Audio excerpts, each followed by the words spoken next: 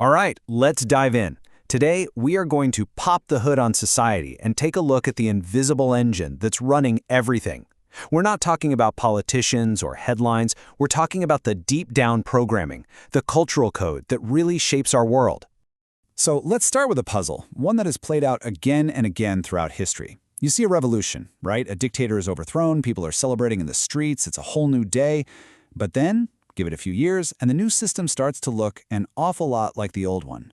Why does history seem to be stuck in this loop? Well, it turns out the answer isn't about who is sitting in the big chair. See, real power isn't just in a person. It's embedded in the stories we believe, the language we use, and the unspoken rules we all follow. If you don't change that stuff, the deep story, you're really just swapping out the uniforms. The system itself just boots right back. To really get our heads around this, we're going to use one main metaphor for this whole explainer. Think of culture as an engine. It's this powerful, mostly invisible machine that's always humming in the background, driving our behavior, shaping our sense of right and wrong, the whole shebang. And like any engine, it's made of a few key parts that all work together. So what are these parts? Well, there are three main components we're going to break down. First, you've got the code. That's the language we use and how it literally shapes our thoughts. Then you have the scripts. These are the stories and myths that tell us how we're supposed to act. And finally, the controls, the emotional levers, like shame, that make sure we all stay in line. All right, let's start with the code. Most of us think of language as a neutral tool, It's just for describing the world. But it's not at all. Language is basically the operating system for our brain. It's actively building our reality for us long before we get a chance to think about it. To see what I mean, just think about the huge leap that happened when we invented writing. In oral cultures, knowledge literally lived inside of people. So authority, that belonged to the elders, the story keepers. But with writing, all of that knowledge got downloaded onto scrolls and into books. All of a sudden, authority shifted from people to texts. Thinking itself went from being something you experienced to something you could analyze from a distance. This quote just nails it, doesn't it? Ink lifts thought away from breath. Writing separates an idea from the living, breathing person who's saying it.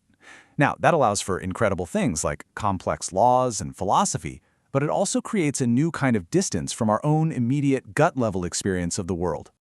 And it goes even deeper. The actual grammar of a language can hardwire our moral instincts. For example, in English we'd say, "He broke the cup." It's very clear who's to blame. But in other languages, it would be more natural to say, "The cup broke," which focuses on the event itself, not who did it. Now that seems like a tiny difference, but when you scale that up over an entire culture, it completely changes how people think about responsibility and justice. Okay, so that's the code. Let's move on to the next part of our engine, the scripts. These are the stories, the myths, the fairy tales, even the romantic comedies we grow up with. And they're not just entertainment, not by a long shot. They are basically instruction manuals that teach us how to feel, who to be, and where we fit in the grand scheme of things.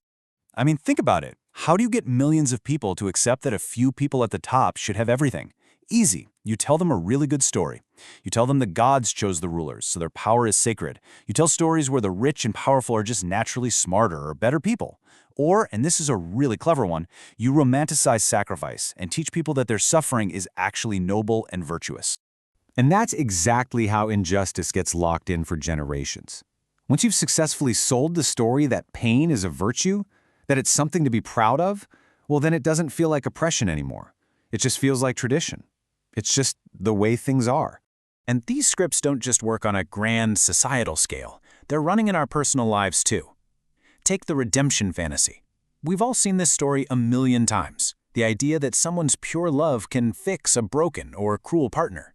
It sounds romantic, but it's an incredibly dangerous script because it tells people to endure real harm, holding out for a magical transformation that, let's be honest, almost never happens.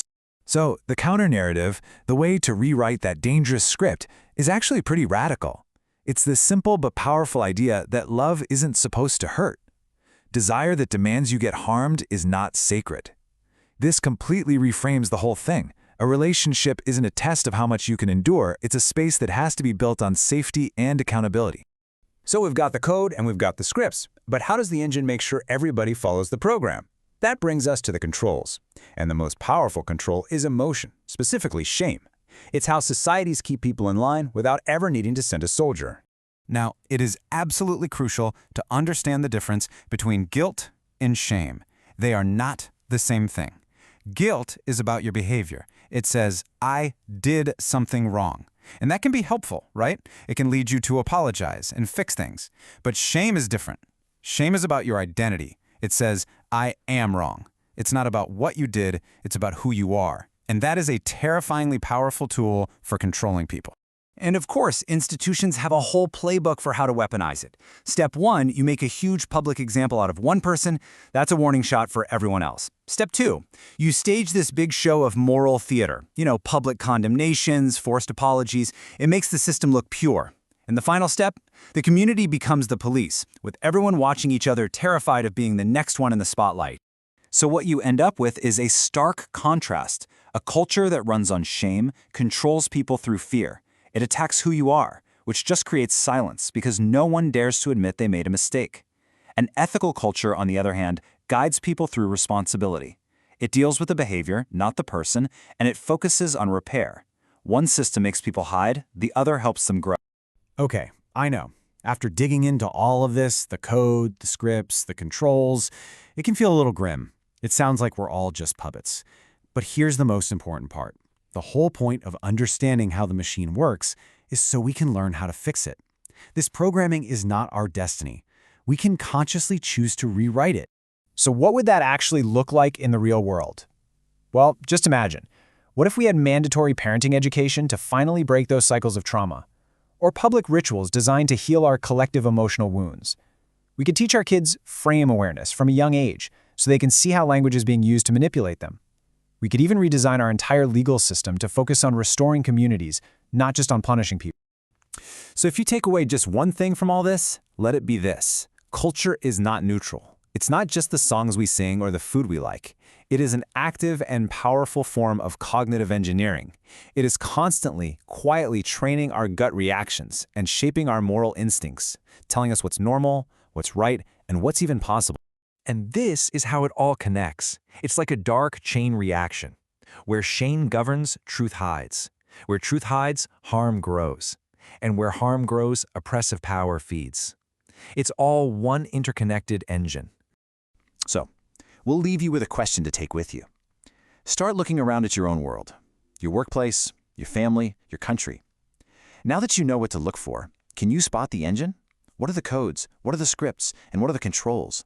What are the unwritten rules that are really running your world?